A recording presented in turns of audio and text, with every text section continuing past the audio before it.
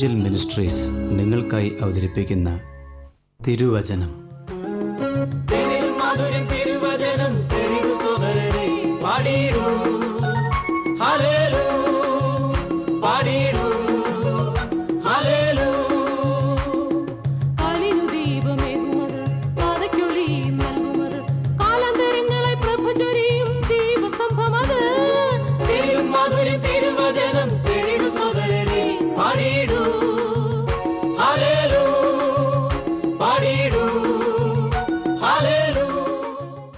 ഇന്ന് നമ്മോട് ദൈവവചനത്തിൽ നിന്ന് സംസാരിക്കുന്നത് Suviseshakan James M Thomas Nedumbassery.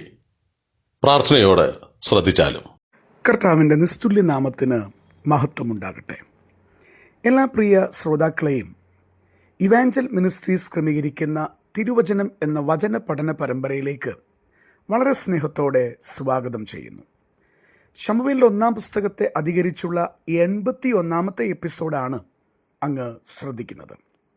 ശമൂവേലിൻ്റെ 1-ാം പുസ്തകം 8-ാം അധ്യായം ആരംഭിക്കുമ്പോൾ ശമൂവേലിൻ്റെ പുത്രന്മാരെ ശമൂവേൽ ദൈവത്തിന് ഹിതമല്ലാത്ത തരത്തിൽ, അല്ലെങ്കിൽ ആ പുത്രന്മാർ അതിന് യോഗ്യരല്ലാതിരുന്നിട്ടും അവർ ഇസ്രയേലിൻ്റെ ന്യായാധിപ സ്ഥാനങ്ങളിലേക്ക് കൊണ്ടുവരുന്ന കാഴ്ച കാണുവാനായിട്ട് കഴിയുന്നു. നാം ഓർത്തതുപോലെ ശമൂവേലിൻ്റെ പുത്രന്മാർ അവൻ്റെ വഴിയിൽ നടക്കാതെ, അഥവാ വിശ്വസ്തരായി നടക്കാതെ, ദുരാഗ്രഹികളായി കൈക്കൂലി വാങ്ങി ന്യായം മറിച്ചു കളഞ്ഞു എന്നുള്ളത് ദൈവവചനം രേഖപ്പെടുത്തുകയാണ്. തുടർന്ന് ഇസ്രയേൽ മൂപ്പന്മാർ അവർക്ക് കിട്ടിയ ഈ അവസരം മുതലെടുത്തുകൊണ്ട് മറ്റുള്ള സകല ജാതികൾക്കും ഉള്ളതുപോലെ രാജാവിന് വേണം എന്ന് ശമൂവേലിനോട് ആവശ്യപ്പെടുന്നു. അത് ശമൂവേലിന് പ്രയാസമായി തീർന്നു. അത് ദൈവത്തിന് അനിഷ്ടമാണ് എന്ന് ശമൂവേലിന് വളരെ വ്യക്തമായിട്ട് അറിയാം. എന്നാൽ ആ സമയത്ത് ശമൂവേൽ തർക്കിക്കുവാൻ നിൽക്കുന്നില്ല. മറിച്ച് ദൈവത്തോട് തൻ്റെ സങ്കടവുമായി കടന്നു ചെല്ലുന്ന ശമൂവേലിനെ കാണുവാൻ കഴിയുന്നു. ഞാൻ ഓർമ്മപ്പെടുത്തിയതുപോലെ നമ്മുടെ ശുശ്രൂഷ രംഗങ്ങളിൽ, ക്രിസ്തീയ ജീവിതത്തിൽ നാം പറയുന്ന ശരിയായ വചനത്തിൻ്റെ ആലോചനകൾ കേൾക്കാതിരിക്കുമ്പോൾ നമ്മുടെ ഹൃദയം തകരും. എന്നാൽ നാം അവിടെ കാര്യങ്ങൾ തുടർന്നു പറയുമ്പോൾ കേൾക്കുവാൻ മനസ്സില്ലെങ്കിൽ എന്താണ് ചെയ്യേണ്ടത്?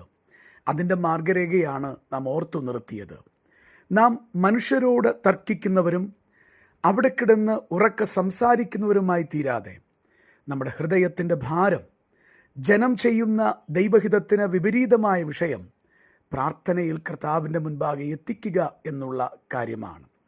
തുടർന്ന് നാം ഇന്ന് ചിന്തിക്കുമ്പോൾ ശമൂവേൽ ദൈവമുൻപാകെ ഇസ്രയേലിൻ്റെ ഈ തെറ്റായ ആലോചന കൊണ്ടുവരുമ്പോൾ ദൈവം അവൻ്റെ പ്രാർത്ഥന കേൾക്കുകയും ശമൂവേലിനോട് ഇടപെടുകയും ചെയ്യുന്ന കാഴ്ച വളരെ വ്യക്തമായി വേദപുസ്തകത്തിൽ രേഖപ്പെടുത്തുന്നു. 6-ാം വാക്യം ഒരിക്കലൂടെ ശ്രദ്ധിച്ചാലും, ഞങ്ങളെ ഭരിക്കേണ്ടതിന് രാജാവിനെ തരയണമെന്ന് ഇസ്രയേൽ മൂപ്പന്മാരും മറ്റും പറഞ്ഞ കാര്യം ശമൂവേലിന് അനിഷ്ടമായി. ശമൂവേൽ യഹോവയോട് പ്രാർത്ഥിച്ചു. അങ്ങനെ പ്രാർത്ഥിക്കുമ്പോൾ ദൈവം മറുപടി നൽകിയെന്ന് നാം ഓർത്തു. എന്താണ് കർത്താവ് പറഞ്ഞത്? 7-ാം വാക്യത്തിൽ ദൈവം സംസാരിക്കുന്നു. യഹോവ ശമൂവേലിനോട് അരുളി ചെയ്തത് എന്തെന്നാൽ, ജനം നിന്നോട് പറയുന്ന സകലത്തിലും അവരുടെ അപേക്ഷ കേൾക്കാം.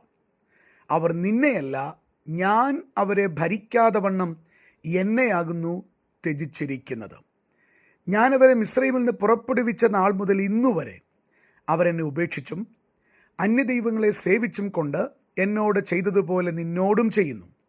ആകയാൽ അവരുടെ അപേക്ഷ കേൾക്കുക. ഇവിടെ നമുക്ക് കാണുവാൻ കഴിയുന്നത് ദൈവത്തിൻ്റെ അനുവാദക ഇഷ്ടം ഇസ്രയേലിന് നൽകപ്പെടുകയാണ്.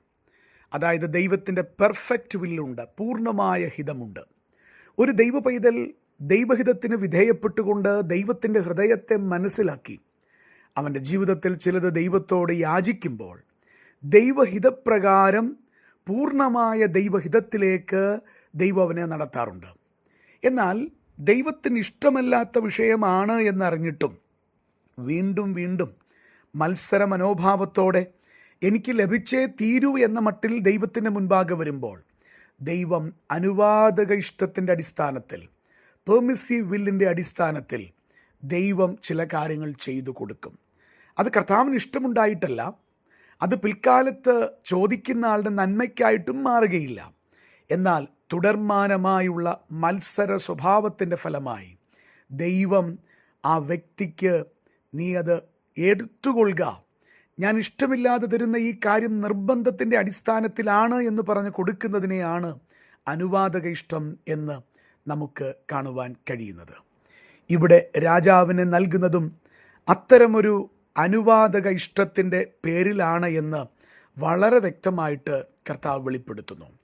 പ്രിയപ്പെട്ടവരെ, നമ്മുടെ ജീവിതത്തിൽ നാം ആഗ്രഹിക്കേണ്ടത് ദൈവത്തിൻ്റെ പൂർണ്ണമായ ഹിതത്തിൽ നൽകപ്പെടുന്നതിനെയാണ്.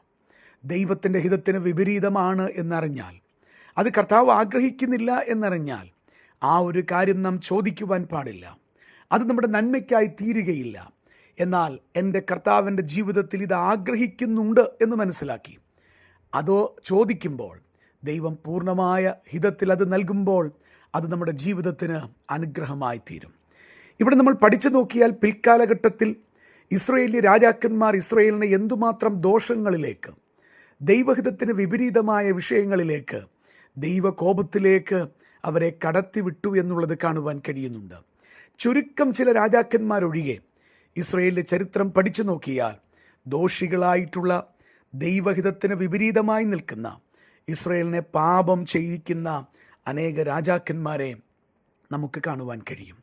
എന്നെ ശ്രദ്ധിക്കുന്ന പ്രിയപ്പെട്ടവരെ, അങ്ങയുടെ ജീവിതത്തിൽ ഇന്ന് അനുഭവിക്കുന്ന പല വിഷയങ്ങളുടെ പിന്നാമ്പുറമൊന്ന് പരിശോധിച്ച് നോക്കണം. പൂർണ്ണമായ ദൈവഹിതത്തിൻ്റെ അടിസ്ഥാനത്തിലാണ് താങ്കൾ ഇന്ന് പ്രയാസപ്പെടുന്നതെങ്കിൽ ഭയപ്പെടേണ്ട. ദൈവം അതിന് ഒഴിവ് കഴിവ് തരും. ദൈവം അതിന് ജാമ്യക്കാരനായി വരും. എന്നാൽ ദൈവഹിതത്തിന് വിപരീതമായ കാര്യമാണ് അങ്ങ് ചെയ്തിട്ടുള്ളത് എങ്കിൽ അതിനെ തുടർന്നുണ്ടാകുന്ന കാര്യങ്ങൾക്ക് ദൈവം ഉത്തരവാദിയല്ല.